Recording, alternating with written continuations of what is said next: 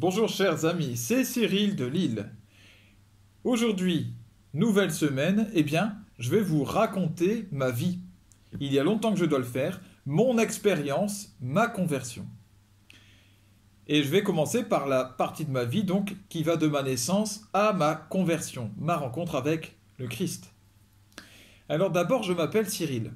C'est pas un secret, j'ai 35 ans et je suis né dans une famille populaire du nord de la France. Une famille non chrétienne. Voilà. C'est important de le signaler, je n'ai pas grandi dans une famille catholique. Donc mon catholicisme n'est pas le résultat de mon éducation. On ne me l'a pas transmis.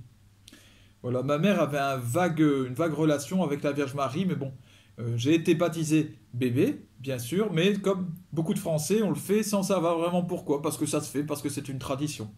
Voilà, un sociologue a appelé ça les catholiques zombies. Mes parents en font partie. Dès tout petit, j'ai connu la présence du diable, à travers des manifestations, des cauchemars, des visions très précises, et même depuis mes tout premiers souvenirs, hein, c'est vraiment depuis mes 2 ans, des choses que j'étais incapable d'imaginer de moi-même. J'ai connu les violences très importantes de mon père, là aussi dès mon plus jeune âge, sur moi, sur ma petite sœur ensuite, qui est arrivée, sur nos animaux, et des animaux nous en avons eu beaucoup, de tous les styles, sur ma mère elle-même, qui ensuite a appris à se défendre, et puis contre ses propres parents. En fait, tout ce qui était à sa portée et qui était plus faible que lui. Et lorsqu'il entrait dans ces violences, dans ces crises, mon père changeait de visage, changeait de voix. Il y avait des veines qui apparaissaient sur son front. Et j'ai appris, en fait, avec justement ma conversion, donc là je prends de l'avance, que mon père avait une infestation démoniaque et parfois il était donc possédé par le démon.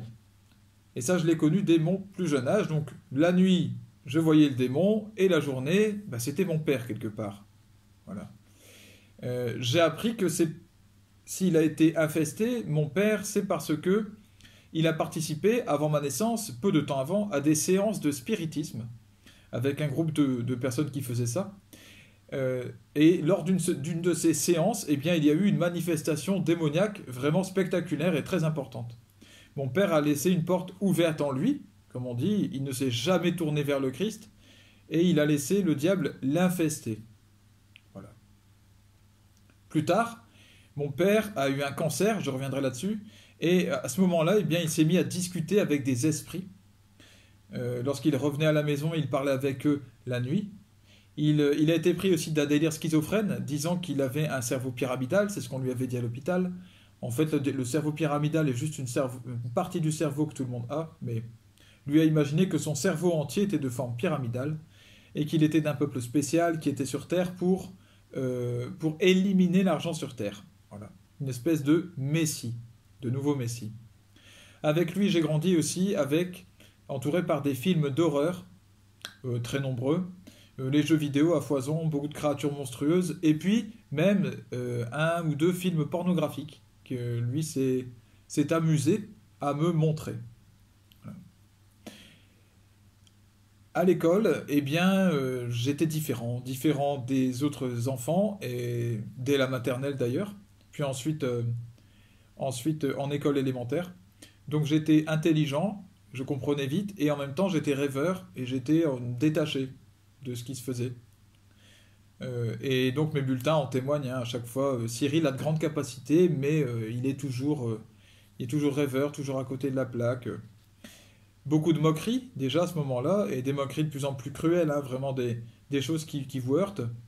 Début de violence, parfois des violences à plusieurs, des violences de groupe, et puis du harcèlement. Voilà, j'ai commencé à vivre le harcèlement à ce moment-là. Ça a continué ensuite quand je suis entré au collège, et où j'ai connu des problèmes de plus en plus importants avec la hiérarchie, puisque mon esprit critique était déjà présent, et cet esprit critique, je m'en chargeais pour critiquer nos responsables, en particulier nos professeurs, qui parfois montraient un bien mauvais exemple. Et pour ça, j'étais jugé arrogant. Je corrigeais aussi des professeurs de français sur leurs fautes de français, par exemple, des choses de ce style, et j'étais jugé arrogant car je corrigeais ces professeurs. Voilà. J'ai appris, en fait, bien plus tard, il y a quelques années seulement, il y a 2-3 ans peut-être, qu'en fait j'étais surdoué. Et il y a des tests de collège que j'avais réalisés et qui avaient montré cela, sauf que nous n'en avons rien fait. Et je n'ai pas été encadré comme il se doit. Bon, bien, c'est comme ça. Toujours est-il que, vous savez, surdoué, on dit HPI aujourd'hui, hein. Bon, parenthèse fermée. Mes cauchemars continuaient, me suivaient, me poursuivaient, m'empêchaient de dormir correctement, bien sûr. Ma mère, ensuite, a quitté mon père après son cancer, dont j'ai parlé. Donc, comme je vous l'ai dit, lui, mon père a eu ses visions, il est parti dans son univers très sombre. Et ma mère, rapidement, eh bien, nous a pris avec elle, elle nous a fait rencontrer son nouvel homme, qui est arrivé, Nadir, un Algérien qu'elle avait rencontré en prison, puisqu'elle travaillait en prison et que lui était prisonnier.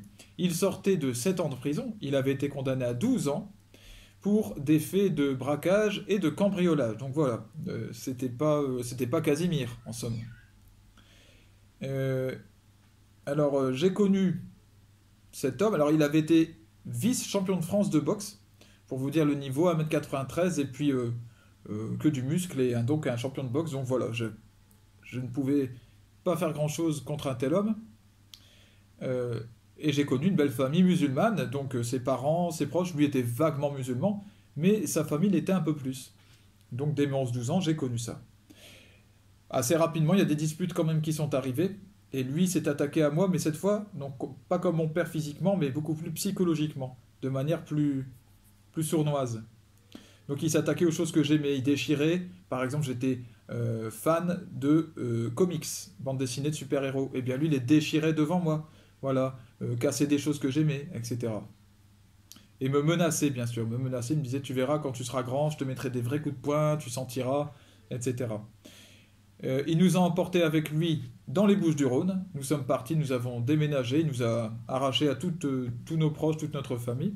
Ça a été un vrai choc aussi. Nous ne connaissions personne hein, là-bas. Lui appréciait l'endroit parce qu'il était né à Marseille, c'est tout. Et alors là, sa bipolarité s'est révélée. En fait, il était bipolaire et là-bas, eh bien, son autre visage s'est montré. Il s'est mis à s'habiller en péruvien au fur et à mesure du temps, hein. Des années, il s'est habillé en péruvien. Il marchait pieds nus dans les rues. Il avait une caravane. Il se battait contre des gitans, contre des gens parfois dangereux. Alors, quand c'était comme ça, il rentrait à la maison. Il lui était arrivé de rentrer à la maison en furie. Il fermait toutes les portes et tous les rideaux, et puis il cachait son revolver, parce qu'il avait un revolver. Alors, il avait peur que les policiers débarquent chez lui, ou qu'il y ait des gens qui cherchent à se venger. Bref. Euh, et donc là-bas, j'ai connu le collège à partir de la quatrième. C'est la pire période que j'ai connue de ma vie. C'était vraiment une horreur. J'ai été harcelé, mais harcelé vraiment loin, jusqu'à des bagarres, parce que j'avais un caractère comme celui-là et ça n'a pas changé. Je ne me laissais pas écraser, je ne me laissais pas impressionner. Donc je me suis battu parfois contre 10 à 12 personnes en même temps qui venaient. Mes résultats étaient en chute libre. Je me disputais avec tout le monde. J'étais seul comme une pierre. Et je vivais donc le harcèlement dont je vous ai parlé. C'est que par exemple, je passais dans les couloirs. Bon, j'avais un ou deux amis que je collais, hein, bien sûr. Et puis eh bien, on me crachait dessus, il y avait des crachats, il y avait mon sac que je retrouvais régulièrement dans la poubelle à la récréation. Voilà, des insultes, des choses qu'on jetait au visage, mais toujours des gens qui le faisaient de manière cachée. Voilà. J'ai vécu donc cette solitude, et puis des problèmes avec la justice, puisque dans le premier collège, eh bien, j'ai cassé dans une bagarre une vitre du collège qui coûtait un certain prix. Ensuite, dans un autre collège, et alors dans ce collège-là, j'ai été aussi menacé par des gitans, même un dealer un jour qui est venu me frapper devant tout le monde à l'intérieur du collège. Alors là, bon, j'ai pas pu me défendre, hein, il avait bien 4-5 ans de plus que moi. Donc quand on a 13-14 ans, ben, celui qui a 17-18 ans, ça fait une grande différence. Et puis ensuite, dans l'autre collège où je suis allé, j'ai cassé le bras d'une jeune fille, là aussi, problème de justice. Mon père s'est dédouané à chaque fois de toute responsabilité. Au fur et à mesure du temps, Nadir et ma mère ont développé dans leur relation des tensions de plus en plus croissantes, des violences importantes. Alors comme je vous l'ai dit, lui, ben, il a utilisé son revolver dont je vous ai parlé pour lui pointer sur la tempe devant nous et puis la menacer de la tuer, de jeter son corps dans un fleuve. Euh, il lui a cassé le bassin en la jetant dans les escaliers. Et puis sur moi, ben, il y avait des humiliations qui continuaient, des menaces constantes. Alors nous sommes mis à devoir nous enfuir en voiture. Ma mère voulait absolument le sauver, donc elle ne le quittait pas, voilà, dans ces conditions-là. Elle avait acheté une 4L parce que nous n'avions plus de moyens, nous mangeons au resto du cœur. Et avec cette 4L, nous nous enfuyions sur les routes, nous étions hébergés par-ci, par-là pour lui échapper. Voilà. Bon. J'ai eu une période ensuite où mon père m'a appelé, mon père dont je vous ai parlé, et qui me parlait de tous ces délires qui lui venaient en tête, avec lesquels il voulait écrire un livre. Il disait qu'il allait se vendre comme des petits pains et il allait réussir mondialement et que le monde entier allait le connaître et qu'il allait même faire peur au président des États-Unis, ce genre de délire. Moi, je devais l'écouter pendant 1 h 30, 2 heures me parler de ça, mais il me parlait aussi, à ce moment-là, de Dieu, du sens de la vie, de l'évidence de l'existence de Dieu, et même un peu de Jésus. Voilà.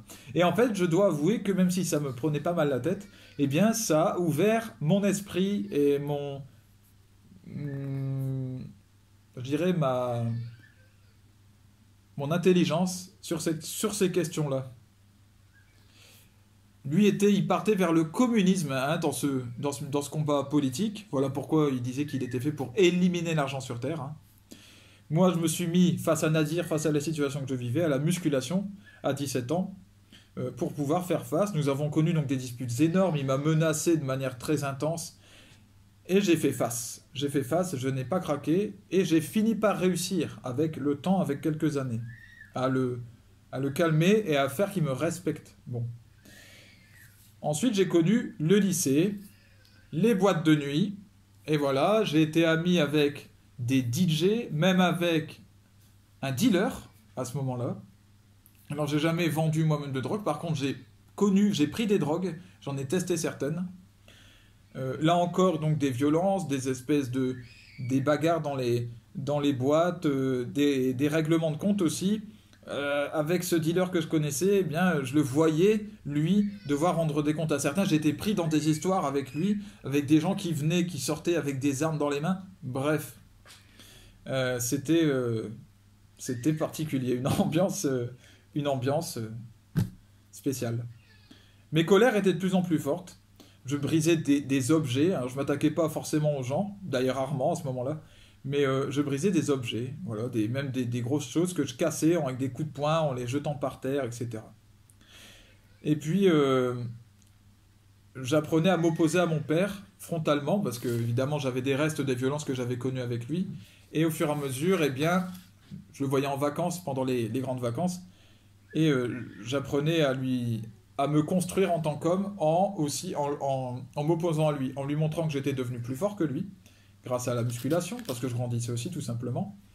Et puis, et lorsqu'il a voulu menacer ma sœur et à nouveau la frapper, ou en tout cas menacer de la frapper, eh bien j'ai pu, moi, lui dire, fais attention à toi, parce que si tu fais ça, moi, je vais te faire mal. Et ça a mis fin, donc évidemment, au cycle de violence dont mon père était capable contre nous. Et puis moi, ça m'a permis hein, comme le dit Freud, de tuer le père. Bref. Je veux pas tuer mon père, hein, attention. Hein. C'est une image, j'ai tué le mauvais pouvoir qu'il exerçait sur nous. Après cela, ma mère s'est séparée de Nadir, enfin. Retour dans le nord. Et puis nous avons vécu chez ma grand-mère, dans une maison de campagne avec 3 pièces, vraiment un peu les uns sur les autres. Et ensuite, nous avons emménagé dans une maison et Nadir ne voulait pas que ma mère le quitte. C'était pour lui insupportable. Alors, il essayait de l'appeler tous les jours. Alors, et elle ne voulait pas répondre. Alors, lui s'est mis à nous menacer, à donner plein de menaces par des messages enregistrés. Alors, ma mère allait à chaque fois déposer des mains courantes. Lui nous espionnait. Il venait dans le jardin qui était en face de notre petit jardin, derrière un claustrat. Hein, et il nous espionnait. Et le chien, nous voyions notre chien qui partait en courant, qui aboyait comme un fou. Alors nous savions qu'il était là en train de nous observer. Puis ensuite, il laissait un message en disant « Eh bien, je vous ai vu, vous faisiez ci, vous faisiez ça. Je vais venir la nuit, je vais faire ci, je vais attraper Cyril, je vais lui faire ça. » Voilà, je vais le démolir, je vais l'égorger, etc. Alors voilà, dans cette ambiance-là, eh bien, vous ne savez pas à quelle sauce vous allez être mangé, et si il va appliquer ces paroles. Alors moi, j'en ai eu assez au bout d'un moment, de vivre dans cette espèce de peur constante. J'ai acheté une batte de baseball, et je lui ai dit, viens quand tu veux. Si je vois l'ombre de ton petit doigt, je m'occupe de toi. Et il m'est arrivé de le poursuivre avec la batte, et lui de s'enfuir en voiture, hein. Voilà, donc il essayait de nous pourrir la vie en fait, et il a vu que rien n'y faisait. Il a fini par partir faire sa vie avec une autre femme dans le sud de la France, où il est retourné. Il a eu un enfant avec ma mère hein, dans la première période, dans la période du sud de la France, ils ont eu un enfant. Donc j'ai un demi-frère aussi. Aujourd'hui, Nadir est décédé, alors paix à son âme. Voilà, ça fait 7 ans, je crois, 7 8 ans qu'il est décédé. J'ai connu ma première relation amoureuse dans cette période. J'ai obtenu mon bac littéraire, parce que j'ai un talent artistique de manière générale, et puis ensuite je suis parti en études d'art plastique. Les cauchemars continuaient, s'intensifiaient, je me mettais, maintenant les démons que je voyais dans mes cauchemars, je ne me laissais plus intimider, je ne me laissais plus emporter par eux, je les affrontais. Ça correspondait à mon évolution humaine. Voilà, je les affrontais, je les tapais, je les voyais s'attaquer à des gens que j'aimais, et ça me donnait de l'énergie pour les démolir. Après ça, eh bien, ma mère s'est mise à enchaîner les hommes parce qu'elle cherchait quelqu'un. Et bon, elle a fini par rencontrer un homme, Olivier, et qui semblait plus sérieux que ceux qu'elle avait connus avant. Alors moi, ben, à ce moment-là, mon truc c'était la musculation, comme on dit aujourd'hui les go muscu, donc j'étais un peu go muscu. Et puis aussi, peu de temps après, je me suis inscrit à l'EF2M, une école de musique, en tant que chanteur. Voilà. Et pendant ce temps, ben, Olivier, en fait, il était alcoolique. Voilà, un gros problème. Et puis, il avait un gros problème de comportement qui était important. De toute façon, on n'est pas alcoolique hein, par hasard. C'est qu'il y a quelque chose qui n'est pas réglé en soi, bien sûr. Et il y avait une mésentente de plus en plus forte avec moi, et puis avec tout le monde, en fait, au final. Avec ma sœur, avec ma mère aussi. Ma mère qui buvait aussi de l'alcool, et donc trop d'alcool. Et il y a eu des disputes violentes sur fond d'alcool, de plus en plus violentes. Donc avec ma mère, je me souviens d'un jour, il a jeté une canette de bière comme ça en travers de la pièce, parce qu'il n'était pas content qu'on se moque de lui, qu'on rit de lui. Bref, et puis ils ont emménagé dans une nouvelle maison. Pendant ce temps, juste dans la période de transition, nous sommes partis en vacances, premières vacances tous ensemble. Donc là-bas, grosse dispute avec lui. Et puis j'ai défendu une amoureuse, la chérie que j'avais à ce moment-là, contre des agresseurs. Et ces agresseurs sont venus un grand nombre, et il y en a un qui est venu avec un couteau. Et en réalité, je ne l'ai pas vu, et il m'a planté. Et donc j'ai reçu des coups de couteau, j'ai des cicatrices à vie, et il a visé des endroits vitaux. Voilà, donc j'ai 3 endroits, j'ai 4 coups de couteau en tout, et il a même tenté de me percer le cœur. Voilà, donc c'est une tentative de meurtre. Le garçon avait 16 ans, il a été placé dans un centre approprié. Mais en tout cas, à ce moment-là, eh bien, j'ai été rapatrié en hélicoptère dans un hôpital, et j'étais prêt à mourir. Je n'avais pas peur. Et vraiment, je me disais, ben, si je peux mourir, si je dois mourir comme ça, eh bien oui, je suis prêt à donner ma vie. J'ai connu, je suis revenu, et puis alors là, ben, c'était la nouvelle maison, et là, c'était la violence avec Olivier, entre ma mère et Olivier, des violences de plus en plus importantes. Et ils se sont battus un jour, ils se sont disputés tellement fort, ma mère et Olivier tous les deux, ils sont sortis dans le dehors, et puis lui l'a agressé physiquement, et j'ai défendu ma mère, et donc j'ai fracassé Olivier. Voilà.